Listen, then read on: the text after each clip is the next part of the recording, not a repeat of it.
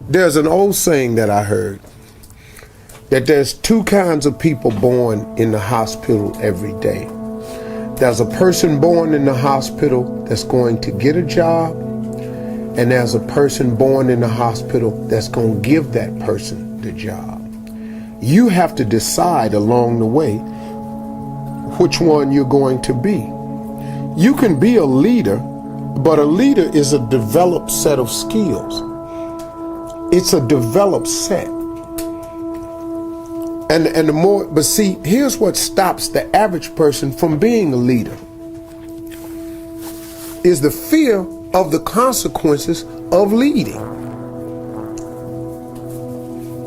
Most people don't want the responsibility of being a leader. But let me tell you the trick though. The responsibility and ramifications and consequences of being a follower is more dire and more severe. Because now, as a follower, you just got to go along with whatever.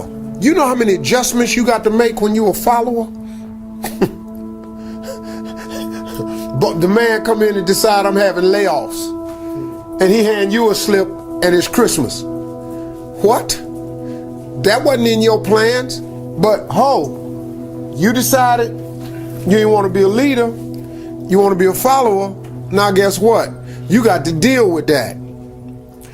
If I'm a leader and I own a company and the company start losing money, you think I'm fitting to not have my life? No. Cutbacks start on the follower. The leaders don't go, well, let me quit. Because if I quit, ain't nobody eating. The cutbacks start at the bottom. So you have to make a decision if you're going to be a leader or not. But understand what a leader is, though. Sometimes you just really want to be the leader of your own life. See, you don't have to lead a world leader. I have no aspirations of being Martin Luther King. I have no aspirations of being Gandhi. None whatsoever. I had really no aspirations of being the leader that I've become today.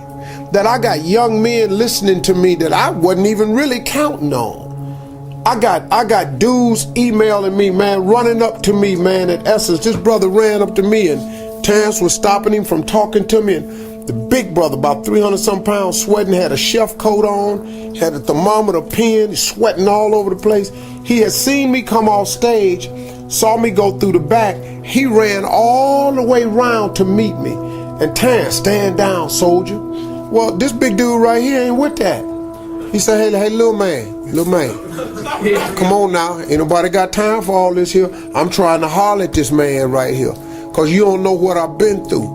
Stand down, soldier. Little man, before this turned into something else, I got to see him today. His whole thing was he was a prison inmate down in New Orleans, had been listening to me on the radio since 2005. Did his 5 years, got out the joint, started studying in prison food prep, because he said, man, you told me one morning you ain't got to sit there and do nothing. You can better yourself from behind the wall and make one plan on not to come back. He said, you changed my whole life. He said, I come to tell you, man, I'm the chef right now at the Hilton. But the big dude was just crying. You know, we end up hugging. I cried with him because, you know, I be feeling people like that. I have no idea, nor did I have an aspiration to be an inspirational person to them. But I have always asked God in my own way to make me a relevant person.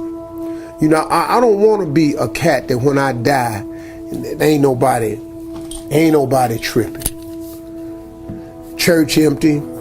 Ain't nothing right here, because, you know, it's two things, you know, when a person dies on their tombstone, there's a birth date, there's a dash, and then there's a date of your demise.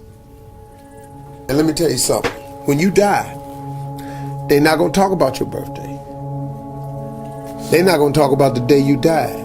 The biggest conversation will be about that dash, that little dash. That's the life you lived in the middle of that date of birth and the date of demise.